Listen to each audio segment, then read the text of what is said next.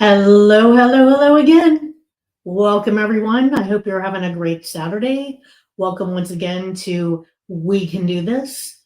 I am your hostess with the mostest. I am Julie Loud, and I'm coming to you today from a very frigid Pennsylvania.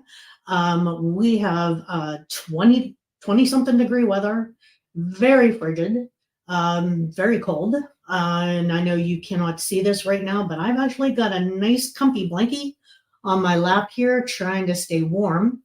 And I'm sure you've also all noticed too, got some specs on today based on the topic here. Got a lot of notes I took today because I wanted to make sure this is a very important topic for me. And I'm hoping that you get a lot out of it because I think all of us can say at one point or another in our lives, we've been misunderstood. And we've been misunderstood everywhere, whether it's been with our parents or our siblings or school or home or in the store or at work. We've all experienced what it's like to be misunderstood. And in researching this topic, for the discussion today, I actually learned a lot. And I guess that stems from the fact that there is no harder critic that I have in my life other than me. I am my own worst, hardest critic and always have been. And when I've been misunderstood, at any time in my life, I always assumed it was my fault. What I do, what I say wrong, and then I would come out of it upset and think, and then just, kind of re-go over everything I did. And I've come to learn through some research this week that that's not always the case. Sometimes it is. And sometimes, it's on us. We're misunderstood for one reason or another. And we're going to go through that. But there's another side to that coin. And it's people misunderstand you, not maybe because of something you've said or not said, but because of their own private not caring to understand you and to use that to their advantage to make it look like you don't know what you're talking about, to make them look better. And I never thought about that before. So we're going to talk about both today. We're going to start with ourselves, and then we're going to move on to the dark side, the other side of being misunderstood. So allow me to use my notes here. As I got my glasses on, I'm set to go. So some of the reasons, why we may feel like we're misunderstood. Some of the things, and this is a big one, and I'm guilty of this. When someone is just someone who's quiet, they're reserved, they're introverted, you can misunderstand that as they're snobby or they're arrogant or they're weird, which is not the case. Some people are just that way. They are just very quiet people. And that is very easy to misunderstand, and I'm very guilty of that. I've misunderstood a lot of people who were like that, and only to find that they're really wonderful, genuine people. That's just who they are. And another reason why, we may feel like we're misunderstood, and this is the big one for me. We have a fear of being judged. I feel like I have been under the microscope my whole life.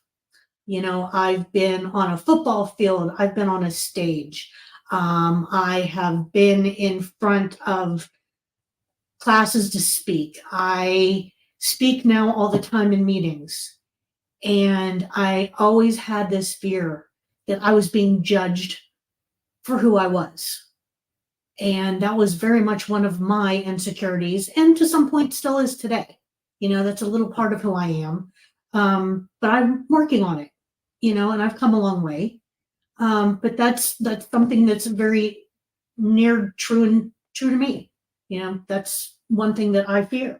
Another thing that we tend to do is when we talk in front of people, we get very nervous. And you don't let your true thoughts, your feelings, the true you come through. And when you're not normally you, that can be misconstrued and misunderstood.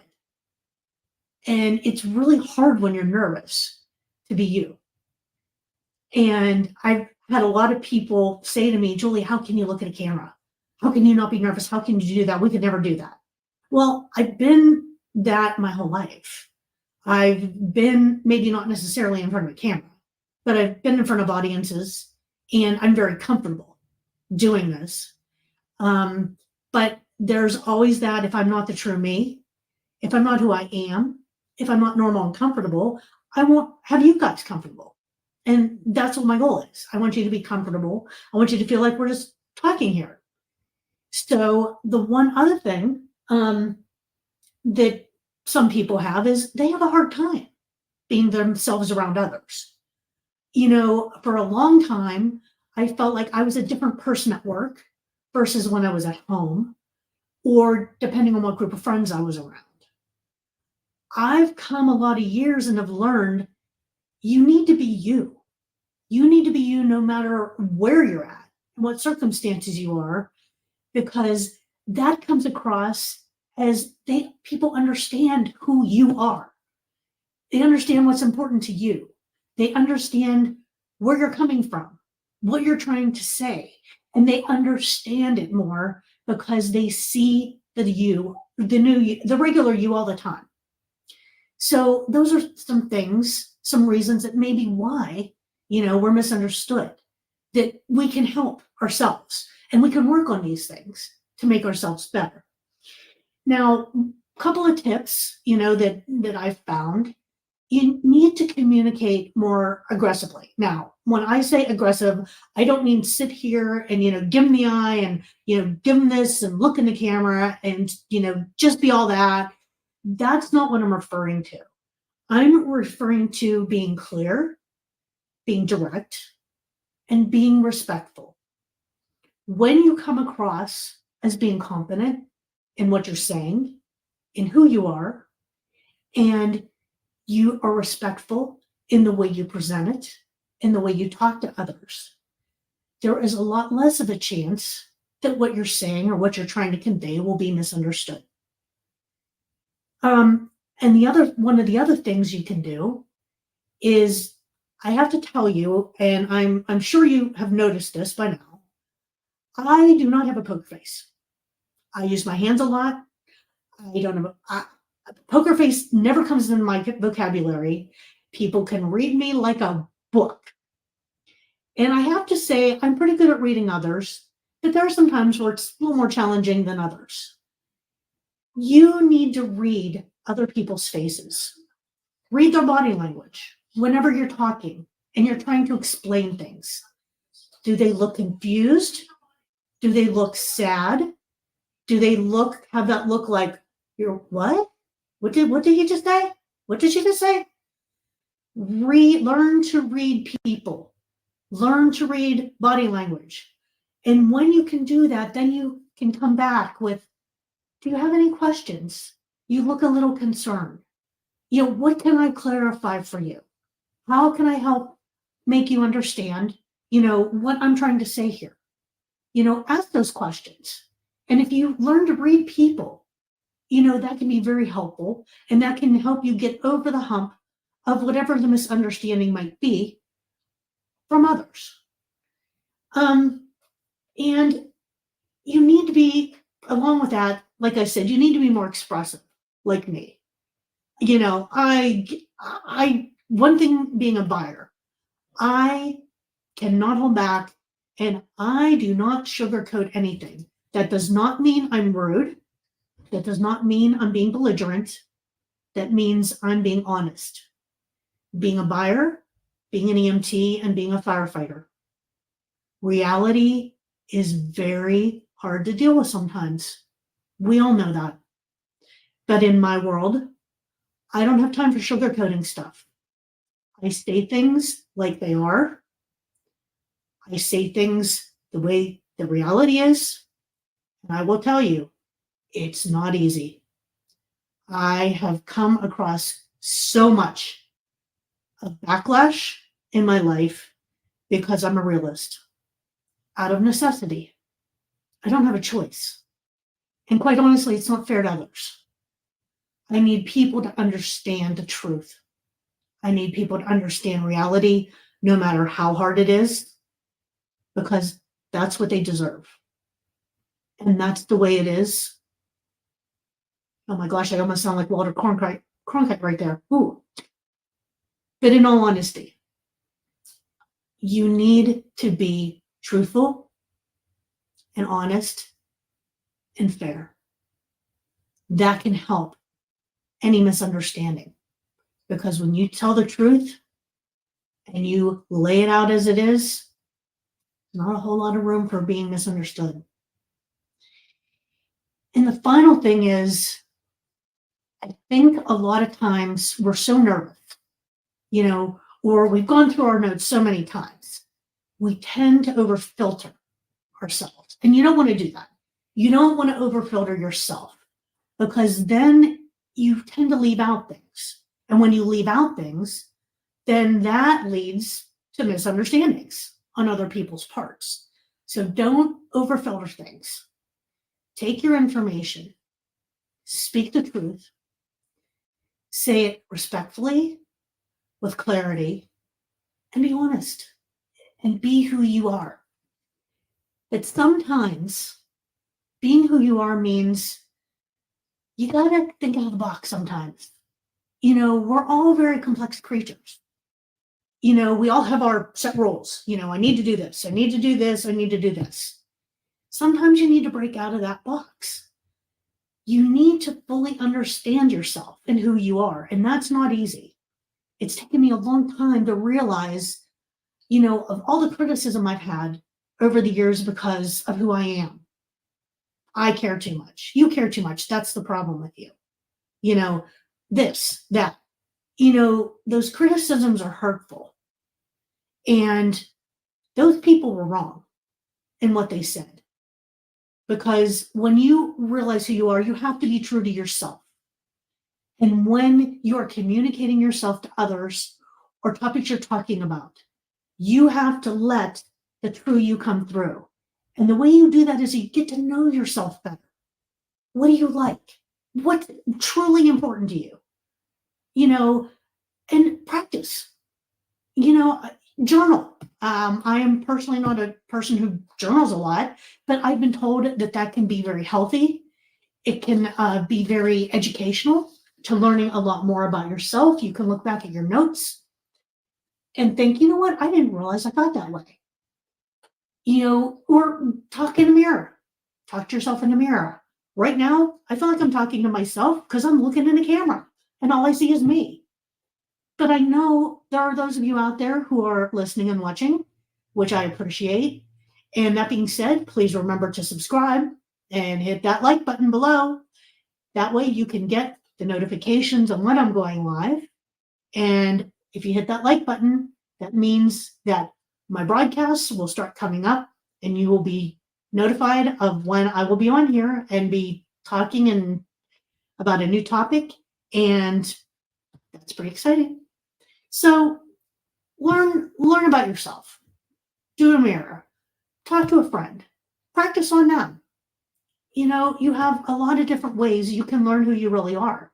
Because I think a lot of times we have blinders on because we live with ourselves. But when you get someone else's outside opinion of who you are, they see things in you that you may not see. And I've learned that the last couple of months from friends of mine from high school that I haven't seen in over 30 years. They've made comments to me about me that I never noticed, never realized. And it's been a very eye-opening experience. So sometimes that outside opinion can really be beneficial as far as helping you not being misunderstood, but being understood for who you are and what you're trying to portray or say. So with that being said, that talks about us, what we can do to make things better and not be misunderstood. But now we're going to go to the dark side of the coin. and we're going to go to the world of the narcissist. And maybe not even someone who's narcissistic. Maybe it's just someone who's hateful. Maybe it's someone who just doesn't like you. And they will do everything they can. Understanding you is not important to them.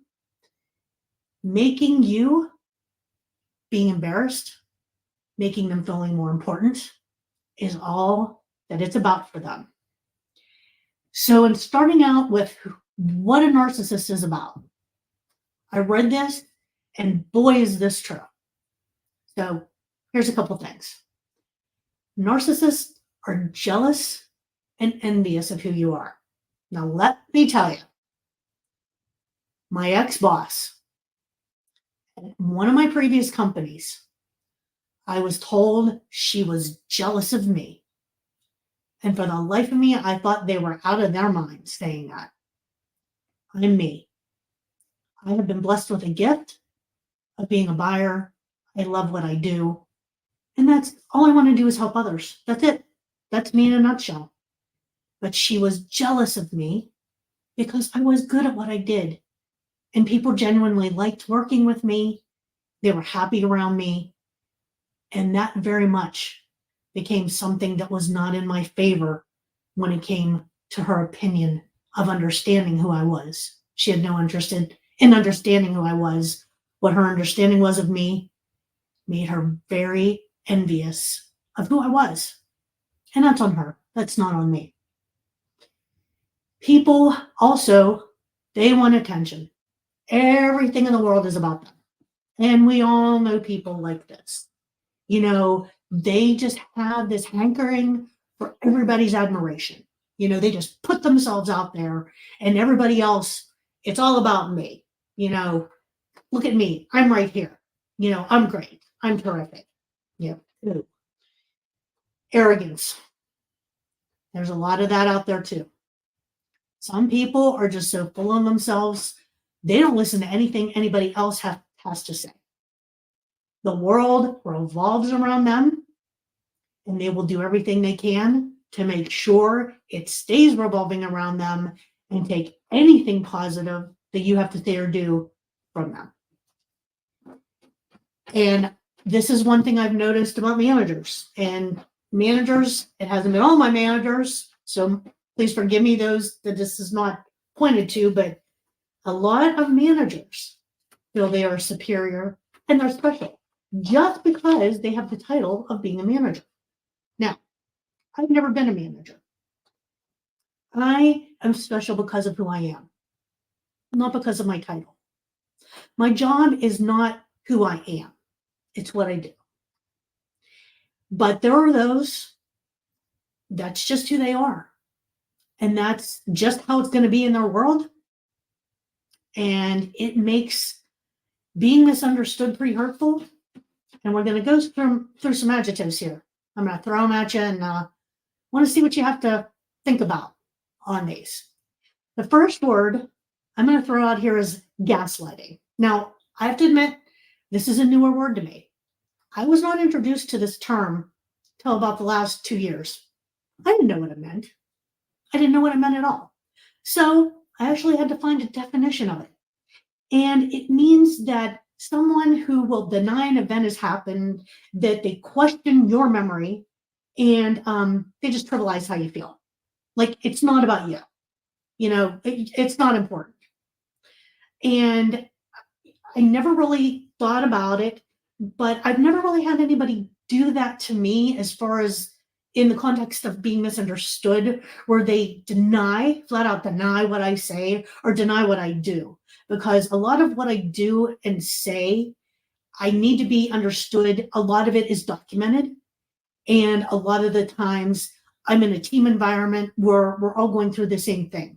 So I have to be honest, this is one that is not truly familiar to me, but I'm sure there are those of you out there that it has been. Another thing is dishonesty.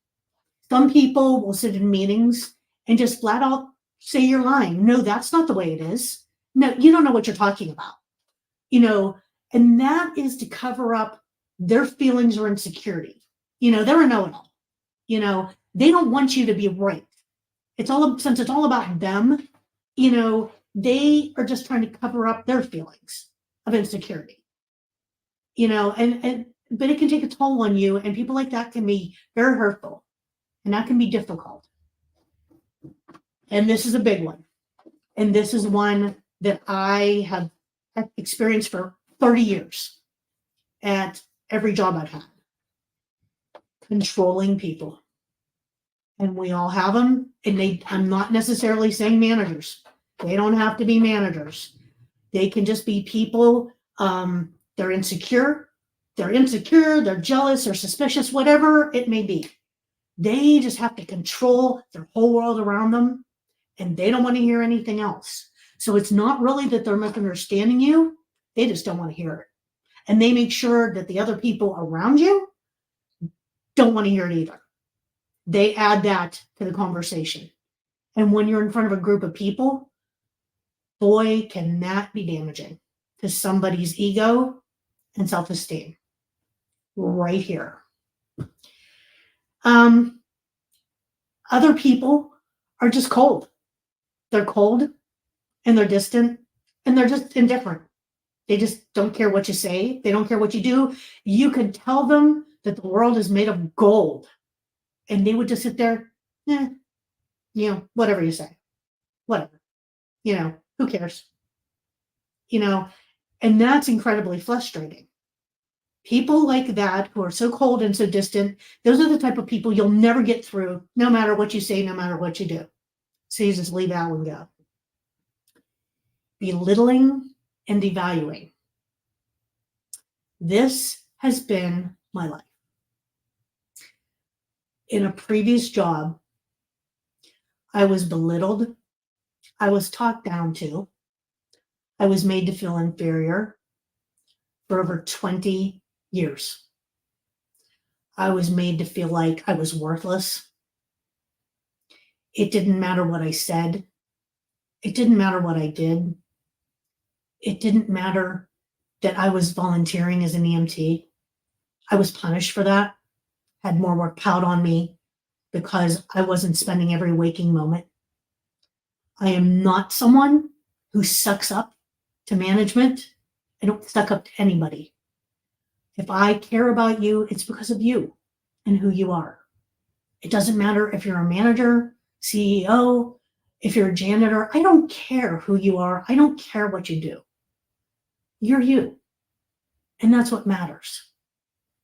When you are degraded and belittled and talked down to for that many years, it does take a toll on your entire life, whether you're at work or at home. You feel worthless. Your ego is gone. You have no self-esteem. I was there for a lot of years. And it's empty. It is a hole that you get into that is very hard to get out of. And it's a journey. And it's hard to find that fight. But I did. And I've come a long way. And when this happens now, it still hurts. But I get through it a lot quicker because I know it's not me. It's them. I feel very sorry for people who do this because that means they are so insecure about themselves that they have to hurt others to make themselves feel good. That's really sad. And it's taken me a long time, but I forgive those people who have been so horrible to me all those years because I don't take it internally anymore. I feel very sorry for them. And I hope and pray that they can work it out and find the happiness that we all deserve. I feel sad that they're living that empty of a life. But I don't take it anymore. I look at it very differently. Take a moment and think about people who do stuff like that to you or to anybody. It's really sad. Intimidation. There's another one. People love to intimidate you and make you think they're more important than you and they're all that. And, you know, they just look down on you and talk down to you all the time. And you know what? There's nobody more important than anybody else. You know, I have that intimidation going on right now at work. As much as I love my job, it's going on there. And it's very frustrating. It makes days very hard. But with the good people that are there, it makes it easier to get through the day. I have the support I need there. So the intimidation doesn't intimidate me all that much because I'm me, they're them, and we're all together, just human beings, just trying to do our thing. Another thing is when you're around someone who misunderstands you, they have volatile behavior. Now, these are people that are really going to drive you crazy. They are people that you feel like you have to walk on eggshells around, let alone be yourself. You know, there's no possibility of being yourself because you're so afraid of whatever you say, whatever you do, you don't know what you're going to get from them. You know, we've seen it, we've lived through it. You know, those people, you just can't figure them out, and I don't think they can figure themselves out. You know, so with all these behaviors that these type of narcissists and these cold and unhappy people, when they come down on you and make you feel like you're misunderstood, whenever you're really not being misunderstood, you're just their target. Some of the things that can happen out of that is what I've already mentioned. Low self-esteem. That's been me for a long time. But I've changed my life. I've changed some of my friends. I've gotten into a much better group of people who are supportive and care about me. And you can work through that. You don't deserve to have low self-esteem. Nobody does. You are amazing. Whether you realize it or not, I don't even know you, and I know you're amazing because we all are in our own ways. Another one thing that can come out of the narcissist is PTSD. And I know we all know that's post-traumatic stress syndrome disorder. I was diagnosed with that. After I left my last job, 5 months into my new job that I loved, I became anger-filled at everything, and I couldn't figure out why. I'm not an angry person. You know, I'm very happy. But I was anger-filled all the time, no matter what it was. And I was angry because I was angry. Couldn't figure it out. And through therapy, I found out I was diagnosed with PTSD. Just like some of our wonderful military men and women, and God bless all of you. Thank you for our freedom. I thank you for mine from the bottom of my heart. I have family members, friends who have served in the military. You are all amazing and wonderful. I salute you and I support you. And for those of you who went through so many hard times, which I can't even imagine or start to understand, I was declared to have PTSD as well. And the reason being was the target that I was mentally and physically, or mentally and verbally, not physically. All those years, I had to keep my mouth shut. And all the time, I was a powder keg waiting to explode. And when I finally got out of that environment, it just took a little while for that to happen. But I have worked through it. And through the wonderful job I'm at now, I have the PTSD moments are very few and far between now. They happen occasionally, but not near like they were. I've come to understand it. I've come to know how to deal with it. I found the help that I needed, and I have come so far. But that was part of what came from being misunderstood all those years when that wasn't what it was. It was something totally different. Self-doubt. There's a good one. Self-doubt. I can tell you right now, I had no self-esteem. I had no confidence in myself at all. I had been destroyed. And it takes a long time. And to this day, I have self-doubt.